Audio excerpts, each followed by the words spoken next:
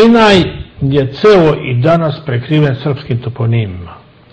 Imate Musa Džebel, kako Arapi kažu, to je Mojsijev vrh, drugi je Serbal Džebel, srpski vrh, treći je Banat Džebel, imate vodu tu i tu, cela toponomija je srpska na Sinaju.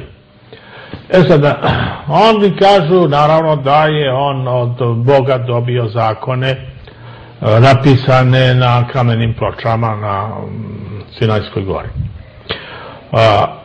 Tu je jedno veliko pitanje. Na kom jeziku su bili napisani ti zakoni, ako su bili napisani? Možda čujemo to. Da, ili imate neke podatke o tome? Ima, naravno. I na kom pismu? Jevreji tada nisu imali svoje pismo. Ceo Bliski istok, osim Misira, čak i u Misiru jedna verzija srbice je upotrebljavana.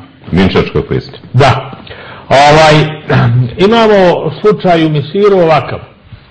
Oni su imali svoje pismo koje su oni stvorili i onda to je bilo onaj slikopis hieroglife gdje je jedna slika govorila jedan pojem, jednu reč. To je bilo nepraktično, pa su oni uprostili to i napravili od toga jedno prostije pismo, ali stvoreno od tog slikopisa, od tih hieroglifa. I to su nazvali hieratik. Hieratik je grčka reč, to je kasnije dato naziv tom pismu. Pa je onda uproštavanjem još savršenije nazvano jedno narodno pismo demotik, ali to je tek 7. vek pre Hrista. Sad, to je linija misirske pismenosti. Međutim, mi u Misiru nalazimo jedan drugi hieratik, potpuno različit od onog misirskog, a oba dva nazivaju hieratik. Ne misirci, nego zapadni naučnici. Onaj drugi hieratik je od Srbica, koju su oni prilagodili. Razumete? Pa valjda nisu davali drugo ime da bi se to pokrilo, da se i ne vidi. Sad, govorili su da je to pismo bilo faraona dinastije Ramzesa i vezali to za Etrurce, za naše rašaljene sene u Italiji. Jeste, jer je to bila ista azbuka. Razumete? Sad, na Bliskom istoku od Nina Belova, od prolaska, od prvog pohoda Arijevskog, Srbica, ova naša odavde sa Sedmorečja, je bila u upotrebi. Od to znači negdje otprilike od oko 2000. godine pre Hrista. Oni to nazivaju i danas to naziva u nauci aramejsko pismo. Ti arameji su sarbeji, samo je slovo s izostavljeno kao u većini slučajeva. I onda su to vezali za kasniji period, za jedno, kažu, jedno semitsko pleme. Kako jedno semitsko pleme? Jer kažu da se ono pojavilo oko 1325. godine u Mesopotamiji. To je tačno vreme prisustva Srba Makeridovog, drugoga vođe, drugog harijskog pohoda u Mesopotamiji. I onda pazite ovu stvar, kažu Asirija, koja je postojala kao imperija, koju je stvorio Nino Belov, imala naravno i svoj zvanični jezik. Ali oni kažu, oni uzimaju jezik tog plemena, malog plemena, za zvanični jezik imperije, pa ne samo to, nego i naslednika Asirije, Persija, uzima taj jezik za svoj zvanični jezik, pa i naslednik Persije posle osvajanja Aleksandra Velikog imperija Seleukića uzima taj jezik za svoj zvanični jezik. A što bi neko, ako je ogroman narod, vojno moćan, uzima nekog malog plemena?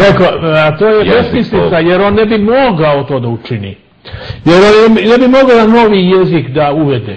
Apsolutno, jer je tu postojalo vekovima jedan jezik na kojem su oni sporazumevali. Svaki narod je govorio svoj jezik, a ovo je bio jezik za sporazumevanje. Međunarodni jezik. Dozvolite, uzima se Stari Zavet, to su Mojsijeve knjige. Meni, da nam ne zamere vernici, jer ne želimo u to da zadiremo. Hoćemo sa istorijske strane da neke stvari objasnimo. Da li je Mojsije napisao, Stari zavet se pripisuje Mojsiju, a Novi zavet Isusu Hristu, znači od Isusa Hrista Novi je zavet. A ako se zna da je prva knjiga, prema nekim mojim saznanjima, možda nisam u pravu, ali da je Mojsije napisao prvu knjigu, već kasnije on nije pisao, da ima jedan protok vremenski od jedno 400 godina do narednih knjiga. Da li je to moguće i da li je sa istorijskog gledišta tačno? Nije tačno. Prvi zapisani delovi Starog zaveta potiču tek iz 8. veka pre Hrista. Oko 750. godine, i to su zapisi proroka Amosa. Mojsije, da li je on nešto zapisao ili nije zapisao, on knjige one koje se pripisuju njemu, on nema veze s tim. To je kasnije pisano. Pre svega bila je usmena tradicija, koja se usmeno prenosilo, kolena na koleno, i tek u 8. veku, od polovine 8. veka je počelo zapisivanje. Počelo je pisanje tih tradicija. Sada se vratimo na ovo. Jedino pismo koje je bilo u upotrebi u Palestini i na Sinaju u to vreme bila je srbica. U Mesiru imali su oni dva pisma, dve vrste pisma, posle su dodali treću, pa ovu srbicu bilo je četvrto pismo. I ovo je slučaj ovakav, na kamenu Rozeta, to je onaj kamen što je nađen u Aleksandriji i što potiče iz 196. godine pre Hrista, gdje su napisana 3 teksta, onaj ogromni crni kamen. Prvo su hieroglife misirske, onda je demotsko pismo misirsko i dole treći tekst na grčko pismo. Prema grčkome tekstu Šampolion je dešifrovao hieroglife. Svi čute o demotskom tekstu, koje je demotsko pismo, i tu i tamo kao kroz zube se propušta da je to aramejski jezik. Najnovija istraživanja dvojice akademika makedonskih koji su primenili, vidjeli nađen je ključ čitanja demotskog pisma, tekst je na srpskom jeziku. Oni kažu makedonski postoji od 45. godine, ne ranije, kao jezik. Tekst je na srpskom jeziku. A zašto svi izbjegavaju to da su Srbi ipak taj narod koji je najstariji i koji je začetnik svetske civilizacije, svi nekako hoće to da potisnu, čak i mene ne čudi što zapadna nauka to potiskuje, ali me čudi što su naši naučnici prihvatili to i isto taj srpski jezik i srpsku civilizaciju nekako bacaju na stranu. Ovako, ja bih rekao, ovako precizirao. Ne bih ja rekao da je srpski narod najstariji. Teško je to ustanoviti jer bilo je naroda i u Africi i u Australiji.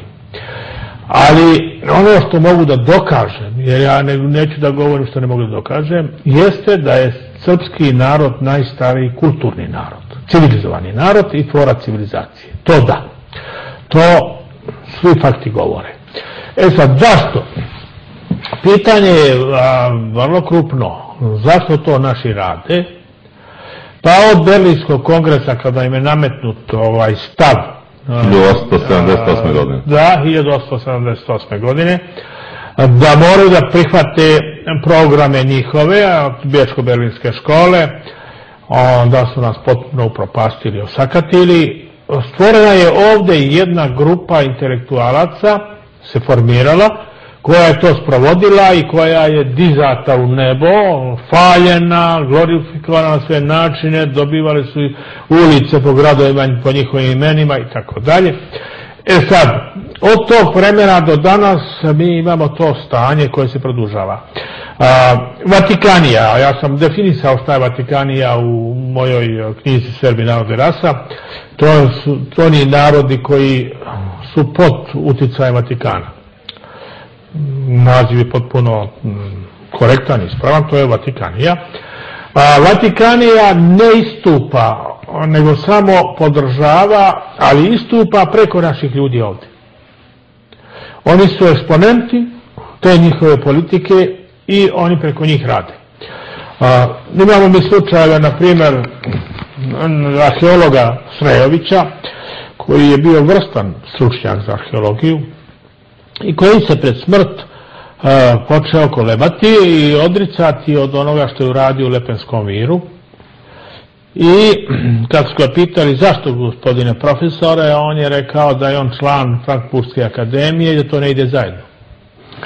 I još nešto, kada smo pomenuli Bibliju, kroz razgovor, malo pre smo razgovarali, ja sam pomenuo Anđeliju Spajić, čini mi se, gospođu, koja je 1929. godine izdala knjigu, ja mislim da je objavljen skoro reprint te njene knjige, pod nazivom Najstariji jezik Biblije, srpski najstariji jezik Biblije.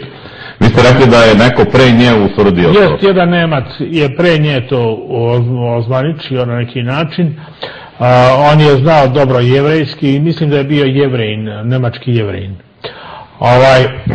On je, prikazujući srbizme u jevrejskoj verziji Starog Zaveta, ima dosta pojmova i reči koje jevreji nisu preveli. Jer prva verzija Starog Zaveta pisana, kako oni kažu, na aramejskom, znači na srpskom.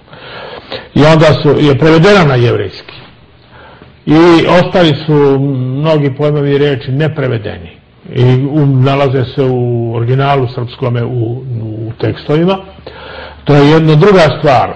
Prvi zapis na jevrejskom jeziku potiče iz 842. godine na spomeniku kneza Meše. Zapis je jevrejski jezik, ali pismo srpsko. To je prvi zapis na jevrejskom jeziku, koji je do sada otkriven uopšte i za koji se zna. Jevreji su savršili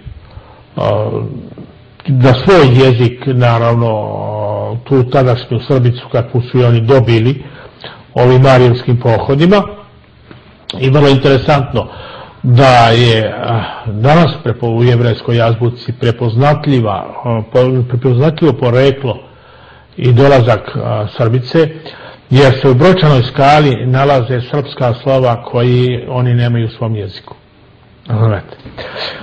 I to je jedan trag koji ne može da se osporava. Ako oni imaju slovo Č koje oni nemaju u svom jeziku, ima brojnu vrednost 90, to se zna da je srpsko. Samo za gledalce 612-154-026, vidite Kajron na ekranu. Možete da postavite pitanje, dobite odgovor u trećem delu emisije. Znači, slobodno nazovite, pitajte šta vas interesuje. Profesor će da se potrudi da vam da odgovor. I evo, za kraj ovog prvog dela jedno pitanje. Biblija pominje 12 plemena, Mojsijevih plemena. Šta je tačno od toga? Nekim mojim saznanjima samo su 2 plemena postojala. Govori se i o 13. izgubljenom plemenu. Jedno je sigurno da među tim plemenima bilo je i oni koji su bili Srbi. To su Benjamiti. Benjamiti i Judeji su postojali. Nigde se ne pominju Jevreji. Jevreji se tek kasnije pominju sa tim nazivom. Jedna je stvar, možda se slobodno tvrdi da se ne pogreši, da su veze između starih Srba i starih Jevreja vrlo široke i bliske. I da tu ima mešavine.